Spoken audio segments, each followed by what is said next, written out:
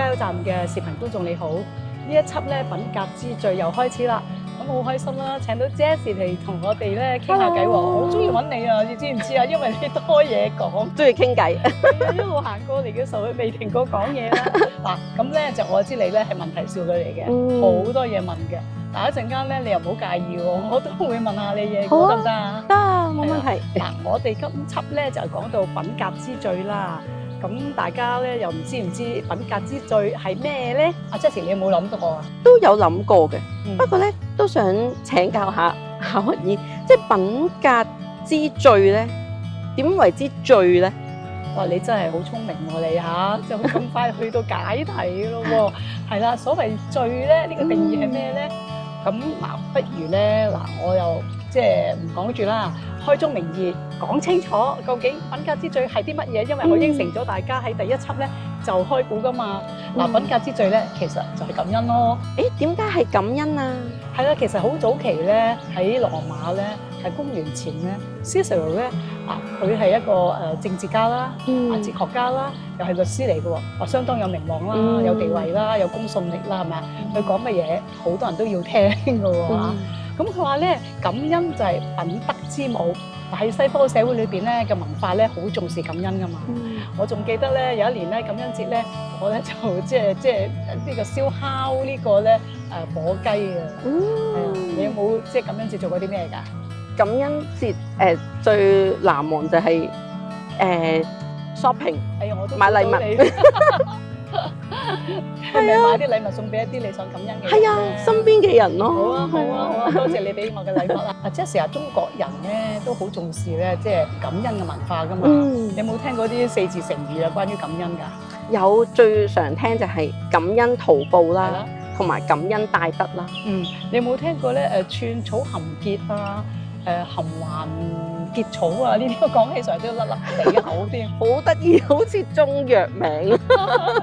未聽過呢啲，未聽過。上網揾下係咪中藥嚟嘅先。Jessie，你知唔知咧？其實咧，即係感恩呢個課題咧，係呢幾十年，唔係幾百年喎。唔係咁耐啦，又唔係百幾年喎，都冇咁耐啦。係真係呢幾十年咧，多啲去有文獻咧深入研究嘅喎。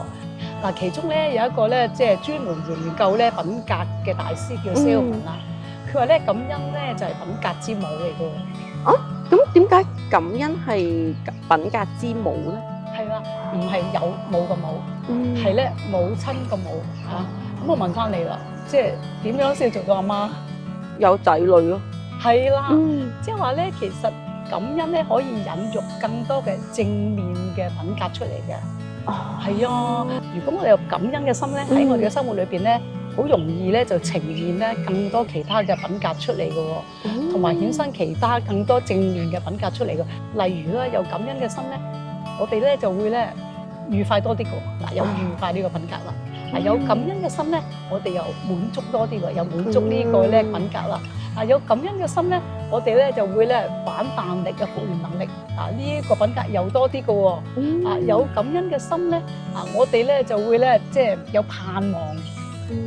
呢個品格正面啦、積極啦，仲有如果有感恩嘅心咧，我哋咧就會利他，即係中意幫人多啲嘅喎。所以咧，即係感恩係叫做品格之母啦。咁其實 Salomon 咧，佢有再研究深入一啲咧，佢話咧其實感恩咧係對我哋嘅人咧個身心靈咧嗰個咧正面嘅影響咧係多啲嘅喎。咁夏威夷咁多幾多咧？係多20%嘅。哇！都唔少啊！都唔少喎，係啦。嗱，咁咧喺其他嘅文獻咧裏邊有研究咧話咧，嗱，感恩都會令人咧滿足感多啲啦，愉快多啲啦咁嘅，即係比起其他嘅品格嚟講。咁我諗嗱，大家女人啦，係嘛，即係啲仔女翻咗學，約埋啲阿太一齊去米芝蓮食親嘅飽嘅，你個肚腹咧都會滿足多啲噶嘛，係嘛？或者你頭先講 shopping 啦，去買個即係名牌包包，又有啲滿足感噶嘛。但係佢講呢個嘅愉快同埋滿足感唔係呢啲喎，係啦。佢講咧比起其他嘅品格嚟講咧，感恩咧令到人咧有一種愉快滿足感，係更加持久。嗱，我強調係更加持久㗎。呢個持久唔係話食餐飽啊，買個包包嗰啲咁短暫嘅滿足感喎。係咧即係唔同嘅喎。咁所以咧即係比起其他嘅品格嚟講，佢令你咧係個滿足感同埋咧你個愉快感係持久多啲㗎。我想問下，咁點樣持久咧？我知你一定要問呢個問題，但係真係唔好意思啊，今日係啊，冇乜時間再答。不如咧留意下咧，嚟緊咧嗰幾輯咧，我哋又會提到呢一樣嘢㗎啦。好嗱嚟到呢度啦，Jessie你聽咗咁耐啦，你可唔可以咧嗱你最初問品格之最個最嘅定義係咩啊嘛？咁你可唔可以總括下呢個品格之最？呢個最有個3個要點嘅係咩咧？我試下。唔使擔心，我會同你㗎。好啊，第一點咧，感恩咧係好似母親咁樣嘅，佢可以引育到更加多其他正面嘅品格出嚟嘅，係啦，呢個啱啊！第二點咧就係咧，感恩咧係對人嘅身心靈嘅正面嘅影響咧係多20%嘅，對的，而第3個咧就係最正，我覺得呢個就係可以幫到人咧係有愉快嘅感覺啦，同埋滿足感啦，而且係最持久嘅。係啦，你真係好叻啦，捉到持久，持久呢個2個字好重要㗎。係啦，感恩我今日有你啦，係啦，多謝你，同大家觀眾發問問題啦，又幫我咧係咧講出一啲咧好重要嘅重點出嚟啦。Jessie 你咧就喺職場裏邊嘅工作啦，我知道。咁你一定會聽過咧嗇色人呢個人物㗎，係咪？係啊，聽過攀上高峰嘅作者。係啦，即係領袖學大師嚟嘅。佢咧講過咧成功之道喎。咁我啊知道你喺職場上邊咧，又工作又勤奮啦，又熱情啦，又主動啦，係咪啊？又勤力啦咁樣。佢咧講咧嘅成功之道唔單止係呢啲啦，呢啲都係好重要嘅。佢講嘅成功之道咧就係感恩啊嘛。所以咧其實感恩咧唔單止令你喺職場上邊咧有成就喎，感恩令到你喺團隊關係上人際關係上家庭嘅關係夫妻之道親子關係等等啦都係咧有成就嘅喎。咁所以其實咧感恩咧係如果你要建立一個咧成功嘅人生咧，係唔可以少嘅一個重要嘅元素嚟嘅。唔怪之得你話感恩係品格之最啦，原來就係咁解。喂，Jessie其實你今次啦，你聽咗我講品格之最啦，係同未聽有咩唔同啊？聽之前咧，咁我平時都係習慣可能講下唔該、多謝咁樣啦。係咁聽完之後咧，唔怪之你話感恩係品格之最，原來咧係可以令到我哋愉快啲啦，滿足感又多啲啦。而且身心靈都可以健康啲嘅喎，即係你捉到咧呢個品格之最呢個感恩咧，其實有幾咁重要啦，係咪啊？係啊。好啦，你咧就係媽媽嚟嘅，又要翻工啦，又要照顧孩子做家務等等啦，都好忙噶嘛。你小朋友都好忙噶嘛。咁喺咁忙底下，你哋又即係容唔容易咧去生活上邊呈現或者教育你嘅小朋友嘅感恩？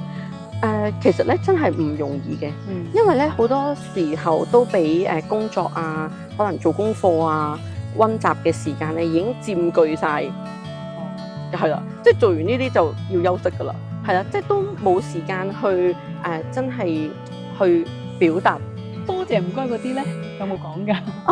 多謝唔該嗰啲咧，循例上都要講嘅，即係小朋友你都會講嘅喺生活中，係啊，但係如果你話多謝對方啲乜嘢咧？我哋就真係少啲再即係延伸落去啦，即係好少表達之後，譬如多謝你遞張紙巾俾我我感到你好 helpful 係啦，即係後面呢句就會少講咯。咩原因咧？係因為咧，其實我諗我自己咧最主要原因就係可能俾一啲工作或者眼前要做嘅一啲 task 去佔據咗整個嘅時間，而即係可能，但係咧又會知道咧，又要對人哋可能有禮貌要講唔該，要講多謝，咁所以就淨係表達咗喺繁忙裡面咧都要 keep 住啊，好唔該你，咁跟住咧就繼續完成埋我要完成嘅 task 啦，咁樣咯。但係而家你覺得啊捉到啦，即係感恩嘅重要性啊，咁會唔會係好啲啊？感恩嘅重要性咧，俾到我自己多啲嘅動力啦。嚟緊咧，我都想咧去嘗試去操練下呢個感恩。係初初係唔習慣嘅，係咪？係啊，逼下自己嘅。嗱，其實嚟緊咧品格之最咧都會講到嘅喎。點樣去操練感恩嘅喎？啲實際嘅方法點做咧？好啊，同埋持久係啊，點樣可以令到嗰個喜樂滿足感可以持久？好啊，係你再講啦。好啊，好啊。其實聖經咧，俾司徒咧公元前啦100年啦，佢提到感恩啊嘛。呢個咧即係品德之母啦。其實聖經已經係比佢更早提出啦。咁聖經係一個好古老嘅智慧嚟嘅。係啦，最近呢幾十年咧又提到咧感恩啦。咁當然聖經都有比佢更加早提到啦。所以聖經咧又係咧當今嘅智慧嚟嘅喎。其實咧最近研究感恩啦，佢裏邊嘅論説咧好多都係符合咧聖經裏邊所講嘅喎。聖經係古老嘅智慧，亦都係當今嘅智慧，係不變嘅真理嚟㗎。聖經有講咧凡事謝恩，係啦，咁咧即係呢個咧就係真係創造天地萬物嘅上主咧，俾我哋一片嘅好心嚟㗎。即係一個真係善意嘅指引嚟㗎，就唔係咧一個高壓強權底下命令你去做啊嘛，又唔係咧話咧喺個宗教儀式底下去回應㗎喎。各位視頻嘅朋友，無論你係信主啦，又話未信主都好啦，你可以跟我一齊祈禱㗎喎。因為創造天地萬物嘅主咧，佢中意聽你講說話㗎。創造天地萬物嘅主，好多謝你多謝你咧，你對我咧好有善意嘅指引。我哋知道感恩咧係令我哋咧身心健康同埋愉快嘅，亦都好感恩有你。我哋咁樣獻上祈禱，係奉耶穌基督嘅名，阿門。